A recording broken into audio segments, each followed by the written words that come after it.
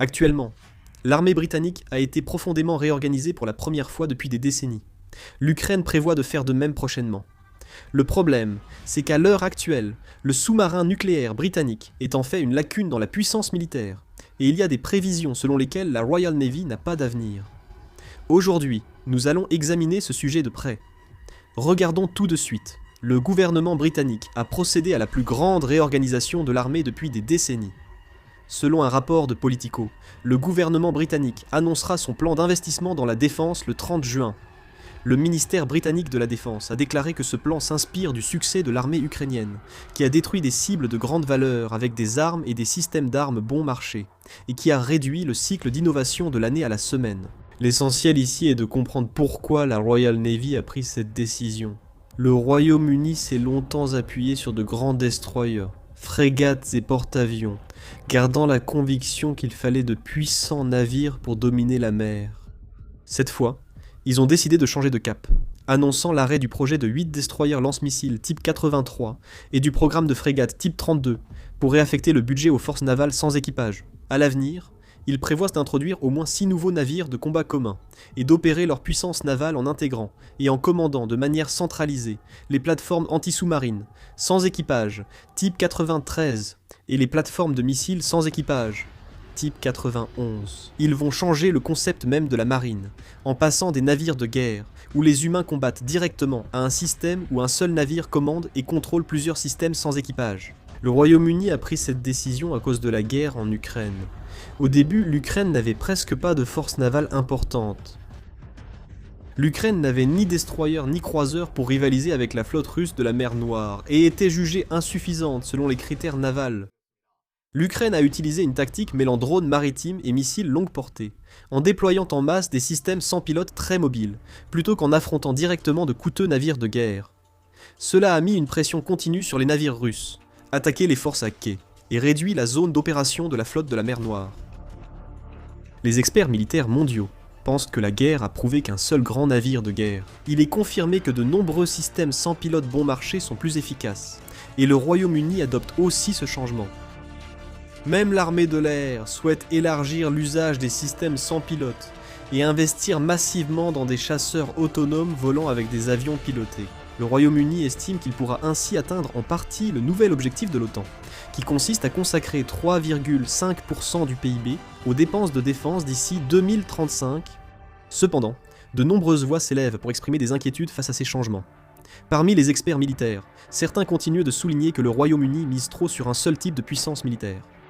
Certains voient dans cette stratégie une ressemblance avec celle de la jeune école adoptée autrefois par la France, lors d'un grand changement. L'utilisation de forces navales légères, comme la guerre des torpilles, permettait de contrer les grandes marines à moindre coût. Mais avec l'évolution technologique et l'arrivée de ripostes, cette stratégie a perdu en efficacité, rendant à nouveau essentiels les grands navires. Certains craignent que le Royaume-Uni répète ses erreurs. Les drones et systèmes sans pilote offrent des avantages. Attaquer des cibles de valeur à moindre coût et limiter les pertes humaines, les missions dangereuses n'exigeant plus la présence directe de personnes. La vitesse de production de ces forces est également bien plus rapide que celle des systèmes militaires traditionnels, et il faut moins de temps pour appliquer de nouvelles technologies. Il est difficile de nier que ces forces possèdent une compétitivité considérable dans la guerre moderne. Cependant, la guerre voit toujours le développement simultané des technologies de défense et d'attaque.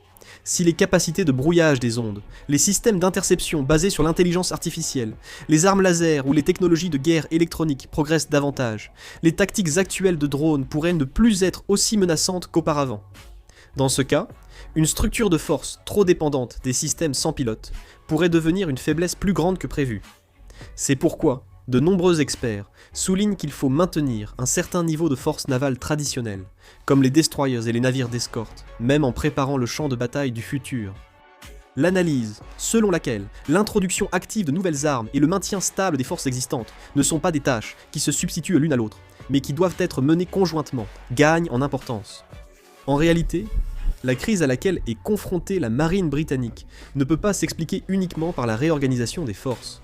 Le problème le plus grave est que la force des sous-marins nucléaires, qui constitue l'atout stratégique principal de la marine britannique, ne fonctionne pratiquement pas normalement. C'est un fait. Le média spécialisé dans les affaires militaires, OPEX 360, a rapporté le 28 juin dernier que la marine britannique n'était pas en mesure de déployer un seul sous-marin nucléaire d'attaque, alors qu'elle est censée en maintenir en service selon les directives opérationnelles.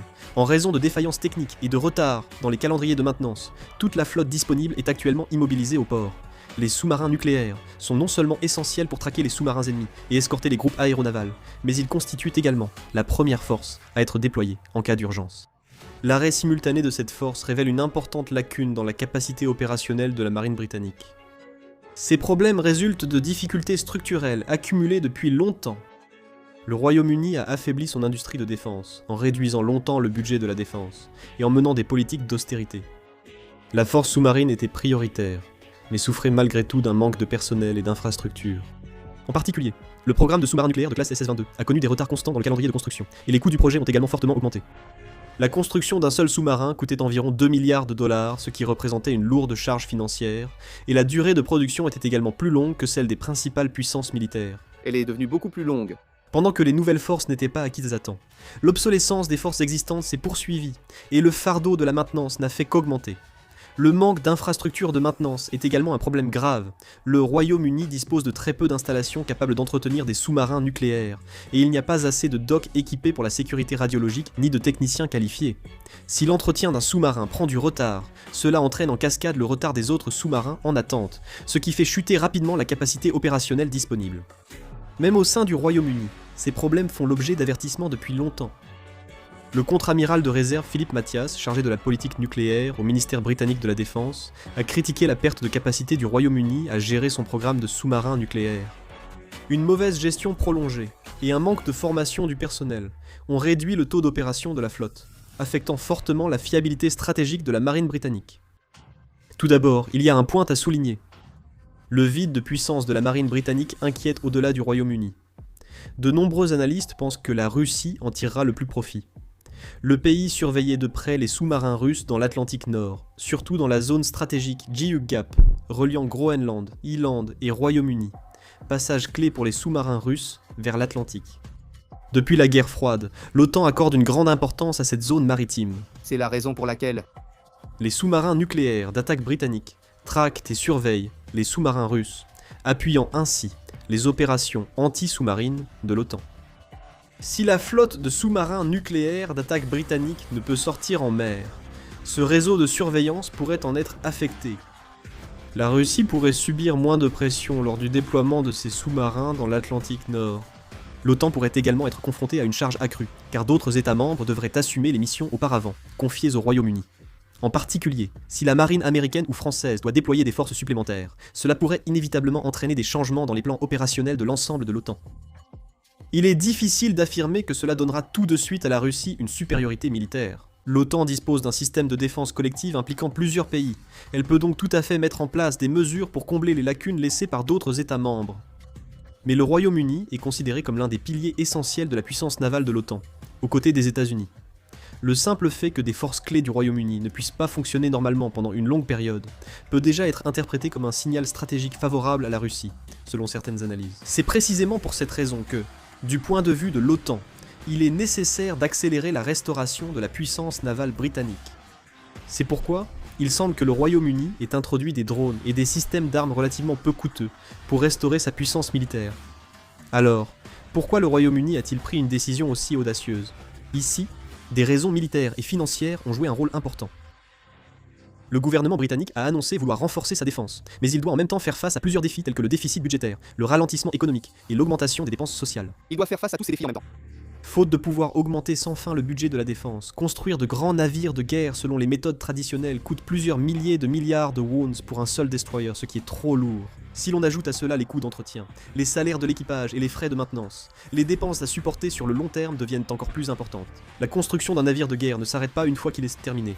Il s'agit d'un système qui nécessite l'injection continue d'un budget considérable pendant des dizaines d'années. En revanche, les systèmes sans pilote présentent l'avantage de pouvoir être produits en masse et de permettre un réapprovisionnement rapide des forces, même en cas de perte, malgré des coûts de développement initiaux. En réalité, lors de la guerre en Ukraine, on a vu à plusieurs reprises des navires ou des chars valant des milliards de wons être attaqués par des drones relativement bon marché, ce qui fait du rapport coût-efficacité un élément clé de la stratégie militaire. Le Royaume-Uni a également choisi de s'adapter à ce changement en cherchant à maximiser sa puissance militaire avec un budget de défense limité. En d'autres termes, cette réorganisation est à la fois un choix pour répondre aux nouveaux modes de guerre et le résultat d'une décision réaliste tenant compte des finances nationales limitées.